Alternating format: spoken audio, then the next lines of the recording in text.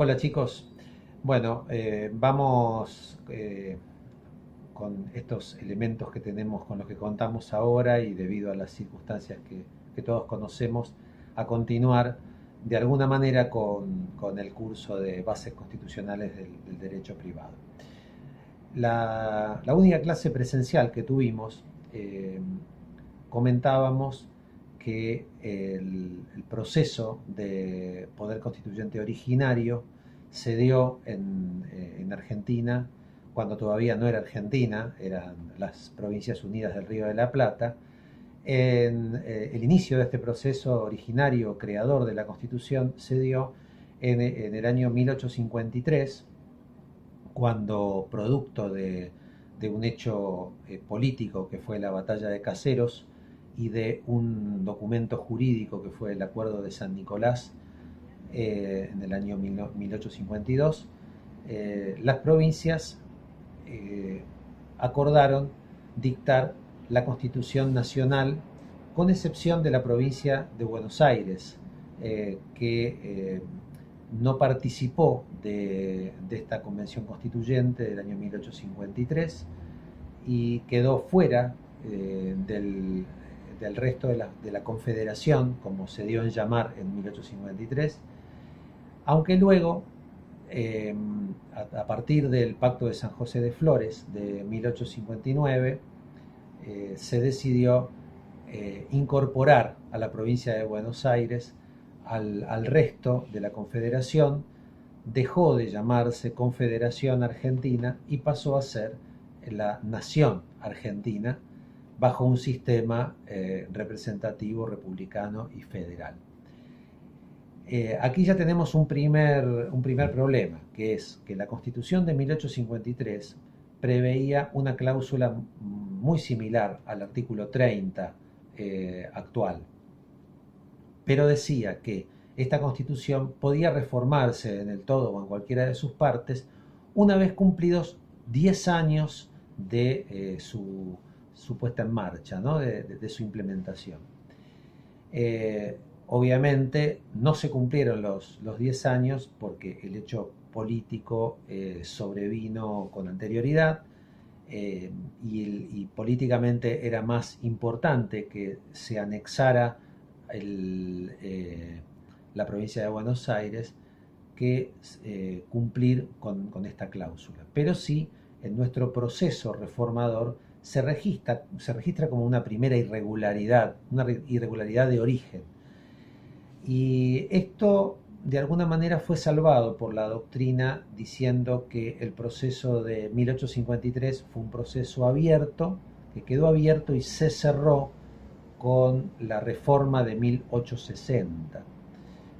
que incorporó también una serie de artículos y, como decíamos, modificó el carácter confederal por un sistema federal. Bueno, yendo entonces al punto, este primer ejercicio de poder constituyente originario, podemos decir que, como cada uno lo quiere entender, hubo una primera reforma o fue un sistema abierto que se cerró en 1860. Con posterioridad hubo otras reformas constitucionales. Podemos mencionar la reforma de 1866, que básicamente modificó la cláusula referida a los derechos de exportación y era una reforma que estaba relacionada con la guerra del Paraguay, la guerra de la Triple Alianza, que se dio en 1865 y hacía falta, bueno, destinar fondos para poder soportar todos los gastos de guerra. Esa primera reforma se dio en 1866, luego en 1898, durante la presidencia de Julio Argentino Roca, se dio también una reforma que básicamente modificó la base de diputados eh, para, para conformar la Cámara, el número de diputados que debían contabilizarse a través de un censo para conformar la Cámara de Representantes, y también se modificó el número de ministros. En cuanto a Una de las reformas más polémicas, por supuesto, fue la reforma constitucional de 1949, durante la primera presidencia de Perón, en donde sí hubo una modificación sustancial porque se pasó de un sistema liberal político que establecía la Constitución de 1853-60 a un modelo de constitucionalismo social que ya estaba insertado en el mundo ya a partir de las constituciones de México y Weimar de 1917 y 1919. Este modelo de constitucionalismo social sí modificó integralmente la Constitución, con posterioridad a partir del golpe de Estado, del golpe militar de 1955 al segundo gobierno de Perón. eh, la cúpula militar decretó la derogación de esta constitución de 1949, toda la reforma constitucional de 1949, y la vigencia de la constitución de 1853-1860 con las reformas de 1866 y 1898. Bueno, a esto se le agregó que la Junta Militar también convocó, al no haber un poder legislativo, el poder ejecutivo que estaba detentado por la Junta Militar de Gobierno, convocó a una pseudo asamblea constituyente y modificó principalmente la parte de los derechos sociales al incorporar un artículo 14 bis, donde se establecieron en una sola cláusula los derechos de los trabajadores, los derechos sindicales y los derechos de la seguridad social. Bueno, por supuesto, esta reforma también, si bien fue incorporada al texto constitucional, obviamente no carecía de legitimidad y porque, bueno, no estaba cumplido tampoco el proceso del artículo 30, de hecho. También el cuestionamiento de la Constitución de 1949 tenía que ver con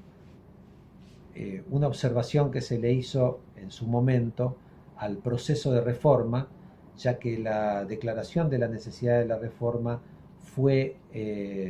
votada por el Congreso solo con las 2/3 partes de los miembros presentes, ya que la bancada radical no había formado parte de esas deliberaciones. Esto fue motivo de mucha crítica por la doctrina. Algunos también que defendieron ese proceso de reforma dijeron que el artículo 30 no mencionaba específicamente qué tipo de mayorías calificadas se requerían. La doctrina posteriormente mayoritaria unificó el criterio de que la necesidad de la reforma, si bien el artículo 30 no fue reformado en el 94, tiene que ser declarada con el voto de las 2/3 partes de los miembros totales, teniendo en cuenta la expresión de la voluntad popular que significa un proceso de reforma y que requiere el consenso mayoritario de todos los sectores. Esa fue un poco la teoría que es predominante hoy. Bueno, en cuanto al proceso de reforma constitucional del artículo 30, lo podemos dividir en varias partes. Hay un proceso que inicia con el Congreso de la Nación, donde, que es dado en llamar el proceso preconstituyente. En este proceso interviene el Congreso de la Nación, que es el que tiene que declarar la necesidad de la reforma con una mayoría calificada. Al tratarse de una constitución rígida y una constitución escrita, se requiere una mayoría distinta y más compleja que las mayorías que se exigen para la sanción de una ley ordinaria. En este caso, entonces, como dice el principio del artículo 30, esta necesidad tiene que estar declarada por el Congreso con el voto de las 2/3 de sus miembros, al menos, y la doctrina entiende que son miembros totales, de la totalidad de la Cámara, de ambas cámaras, ¿no? Bueno, este primer instrumento, que generalmente se le da en llamar ley, es en realidad la declaración de la necesidad de la reforma, ya que no interviene el Poder Ejecutivo, pero como los instrumentos del Congreso son ordinariamente leyes, se le da en llamar ley. La 24.309, que dio lugar a la reforma constitucional de 1994, ha sido llamada comúnmente ley. Pero bueno, este es el instrumento jurídico que da lugar a la convocatoria, a la Convención Nacional Constituyente, y que además le fija los puntos a tratar. Lo que hace una declaración de necesidad de la reforma entonces es establecer el marco jurídico dentro del cual se puede mover la convención. Esto es claro, ya que la doctrina es pacífica en ese sentido, en cuanto a que la convención no puede apartarse, no puede salirse de ese marco que le da la declaración de necesidad de la reforma. Lo que sí tiene aptitud para hacer es, dentro de ese marco, puede aprobar, votar o no votar los puntos que se dan en tratar a partir de la ley que declara la necesidad. Bueno, con relación al proceso de reforma de la Constitución de 1994, la ley que declaró la necesidad de la reforma sí fue votada por las 2/3 de los miembros totales del Congreso. Reconoce esta ley, reconoce de por sí un hecho político trascendental, que fue el Pacto de Olivos, celebrado por las dos fuerzas políticas mayoritarias que existía entonces, que era el peronismo, que se encontraba en el poder con Carlos Menem en la presidencia, y el radicalismo, que se encontraba bajo el mando como partido del expresidente Raúl Alfonsín. El primer acuerdo fue entre estas dos cabezas de los partidos mayoritarios.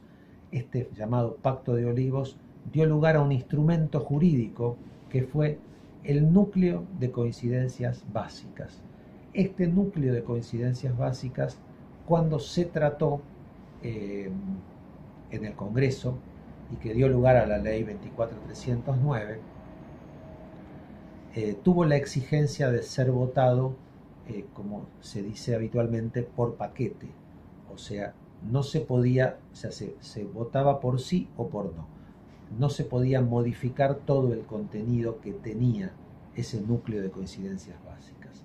Bueno, y así fue. Fue votado en su momento, y así nació la ley que declaró la necesidad de la reforma y convocó a la Convención Nacional Constituyente para el año 94 en la provincia de Santa Fe. Esta ley básicamente tenía en sus artículos 2 y 3, mencionaba los puntos a reformar.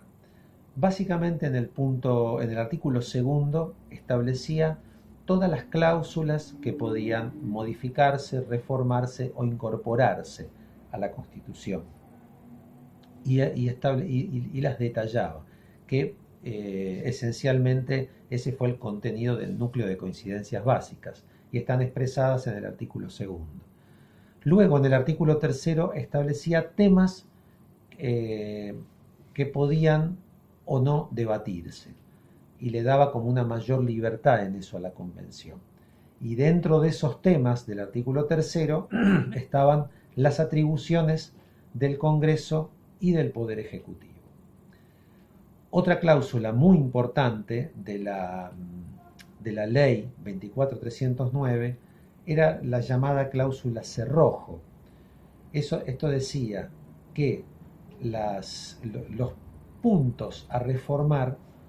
básicamente que estaban todos detallados en el núcleo de coincidencias básicas que se transcribe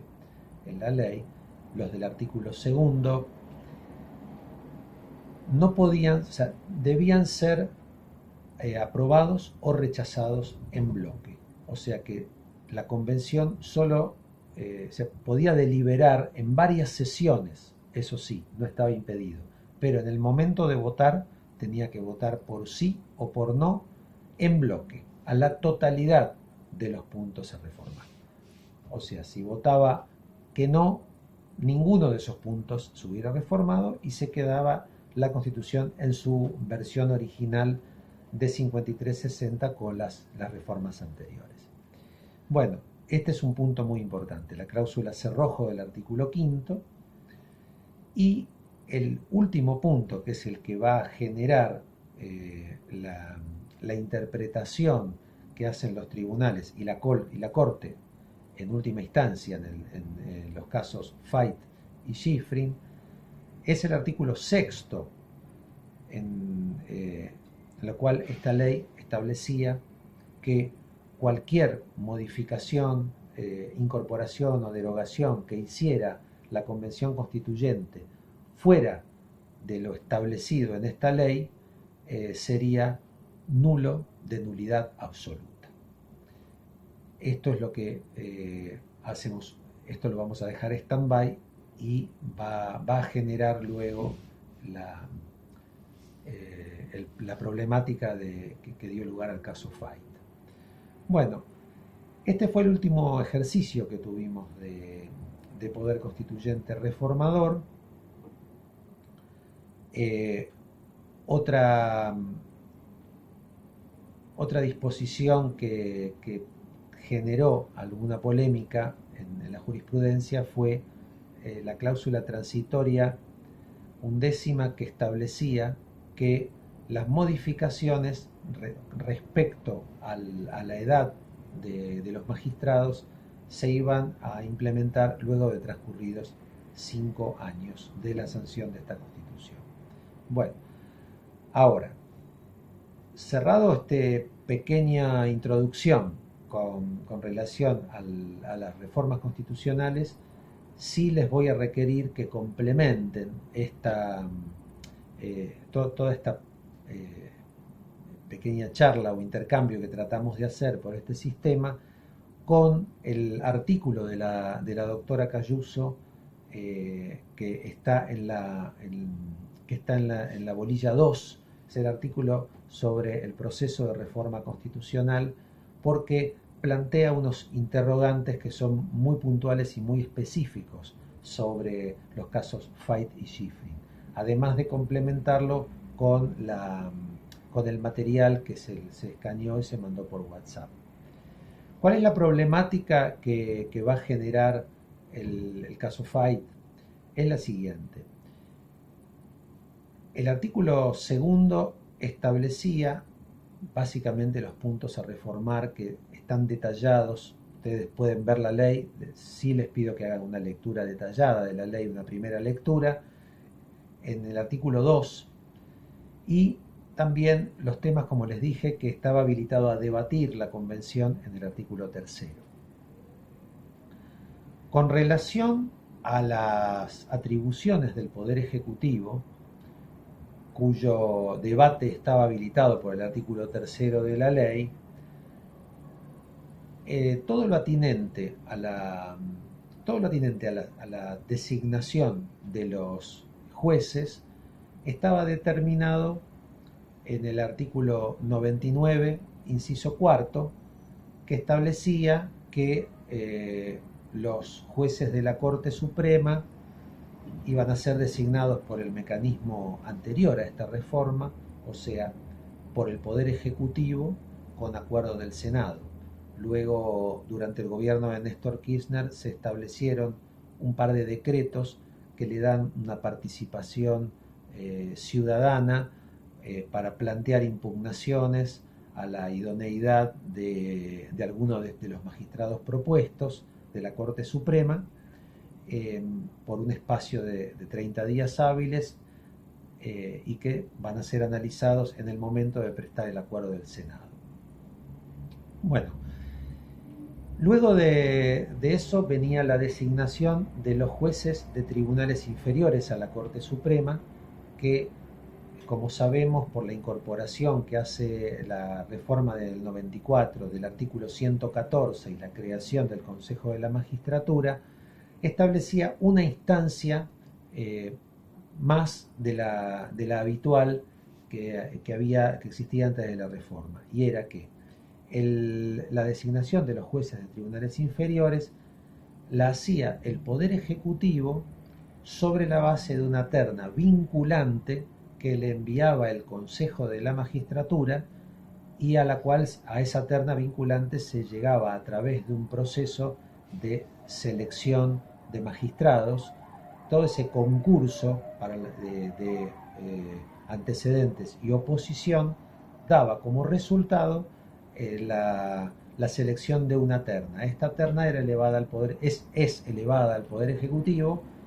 y es una terna vinculante.